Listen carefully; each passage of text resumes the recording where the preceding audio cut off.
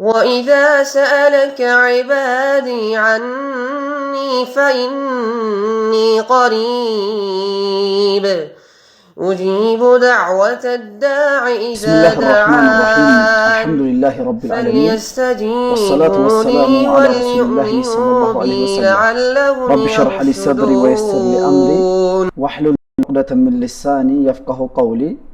السلام عليكم ورحمة الله وبركاته.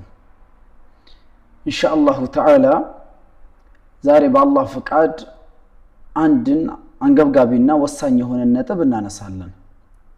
ይህም ምንድነው? ከሲህር ጋር የተያዘ ሆኖ ሳለ ብዙ ሰዎች ይታመማሉ፣ ህመም ይሰማቸዋል።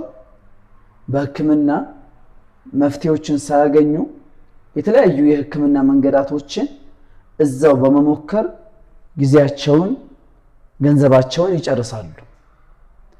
እንደው የህክምና ኬዝንና የሲህርን ኬዝ እንዴት አድርገን በቀላሉ መለየት እንችላለን? ይህም ማንሳት ያስፈልገው አሁን ላይ አላህ ይጠብቀን ወደ ሲህር የሚያበዙ እግሮች እየበዙ እየመጡ ነው። ሰዎች ያለ ምክንያት ሰዎች ለብድግ ብለው ሲህር ይሰራሉ። ያለ ምንም ምክንያት ስለደረስክባቸው ስለነካሃቸው የወሰድክባቸው ነገር ስላለ አይደለም። በቃ እንዲሁ ብድግ ብሎ ሲህር የሚያሰሩብሽ ሰዎች አሉ። አንድ ለዱንያ ያላቸው ስግብግብነት፣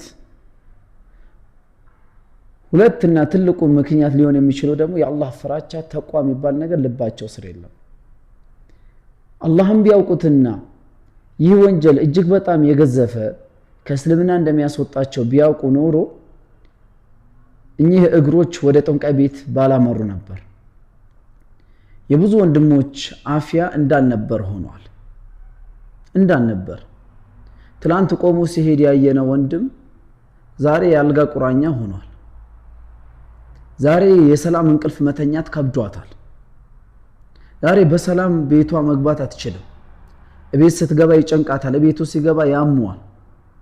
የሚወደውን ስራ ቦታውን ጠልቶታል።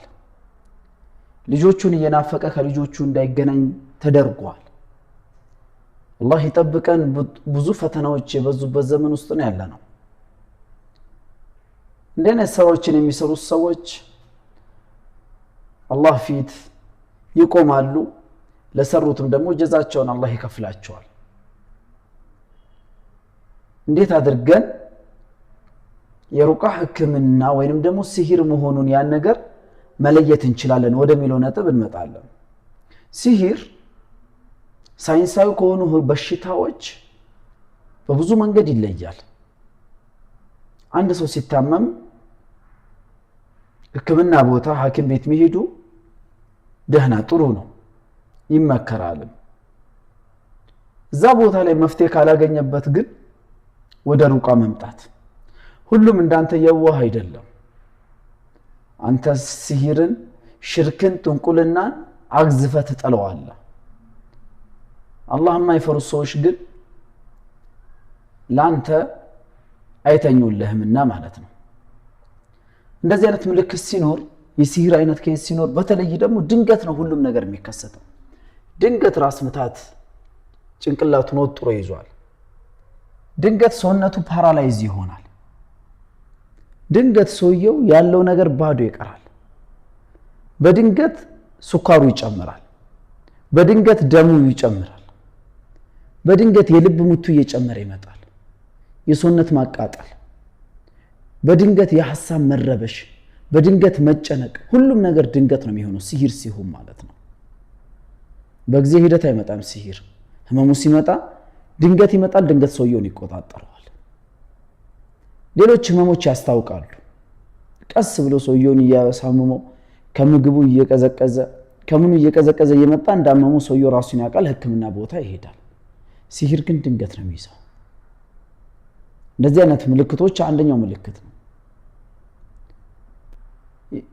እና በዚህ አይነት ሲህር የተጠቁ ወንድሞች ከሚያሳዩ ምልክቶች ውስጥ የሰውነት ማቃጠል፣ የሐሳብ መረበሽ፣ መጨናነቅ፣ ከወዳጆቹ መራቅ፣ ከቤተሰብ መራቅ፣ ለቤተሰብ ትኩረት አለመስጠት፣ ስራው ላይ ችለተኝነትን ማሳየት፣ ነሻጣ የነበረው ጎበዝ የነበረው ጀግና የነበረው ወደ ልፍስፍስነት መቀየር።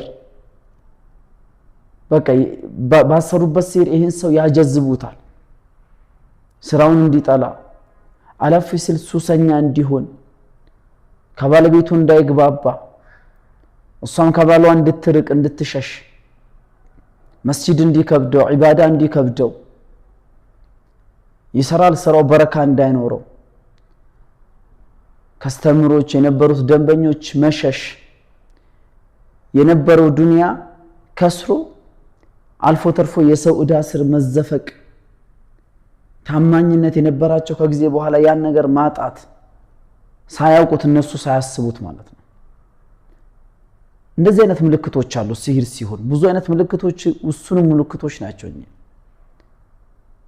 ወደ ዋናው ነጥብ እንምጣ። ታዲያ የዚህ አይነት ኬዝ የሲህር አይነት ጥቃት ያለበት ሰው ምን ማድረግ አለበት? አንደኛው የመጀመሪያው ጠንካራ መሆን አለበት ሰውየው። ሩቃ ቤት ብቻ መሄዱ ዋጋ የለውም። ሩቃ የሚያደርጉ ወንድሞች መሻይኾች ጋር ሄዶ ሩቃ መጠቀሙ ዋጋ የለውም። ያ ብቻ ለውጡን ሊያመጣ አይችልም።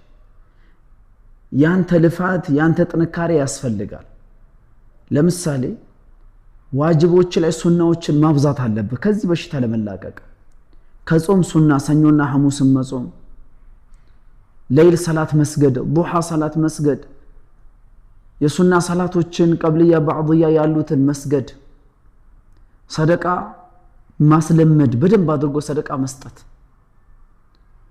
ሰላተል ጀማዓ ላይ ጠንካራ መሆን፣ አለባበስሽን ማስተካከል፣ አላህ ከሚጠላው ነገር ከመቀባባት ሽቶ ከመደራረግ ከነኚህ ነገራቶች መራቅ፣ ከሙዚቃ መራቅ፣ ዱዓ ላይ መጠንከር መበርታት፣ ዚክር ላይ መበርታት፣ እነኚህ ነገራቶች ማድረግ የመጀመሪያ የታመመው ሰው የቤት ስራ ነው።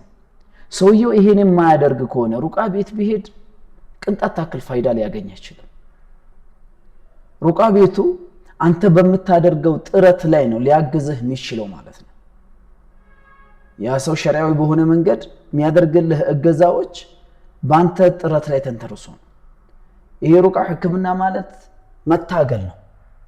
እነሱ ታግለው ሊጥሉህ ነው፣ አንተ ደግሞ ታግለ ላለመውደቅ መጣር አለብህ። ታግለ ላለመውደቅ የምትከተለው መንገድ እነሱ የተከተሉትን የሸይጣን መንገድ ሳይሆን መከተል ያለብህ የነቢዩን አለይሂ ሰላቱ ወሰላምን መንገድ ነው። በዛ መንገድ እነኚህን በሽታዎችን ማስወገድ ይቻላል። ለራስ ሩቃ ማድረግ አሊያም ደግሞ በወንድሞች አማካኝነት ሸሪዓዊ የሆኑ የሩቃ መንገዳቶችን መከተል፣ ዱዓ ማድረግ። በእነኚህ መንገዳቶች ይህን ያየናቸው ምልክት ያየ ሰው ወይም የሚሰማው ሰው ወይ ከምልክቶች ውስጥ ከፊሉ የሚሰማው ሰው ካለ በዚህ መንገድ ራሱን መፈወስ ራሱን ማዳን ይችላል። አላህ ይጠብቀን ሳሂሮች ከሚያስቡብን ሴራ፣ ተንኮለኞች ከሚያሴሩብን ተንኮልም አላህ ይሰትረን፣ አላህ ይጠብቀን። በዚህ በሽታና በመሰል በሽታዎች ተይዘው የሚሰቃዩ ወንድም እህቶቻችንን አላህ ይድረስላችሁ፣ ከዚህ በሽታም አላህ ይፈውሳችሁ። ወሰላሙ አለይኩም ወራህመቱላሂ ወበረካቱሁ። فإني قريب أجيب دعوة الداع إذا دعان فليستجيبوا لي وليؤمنوا بي لعلهم يرشدون.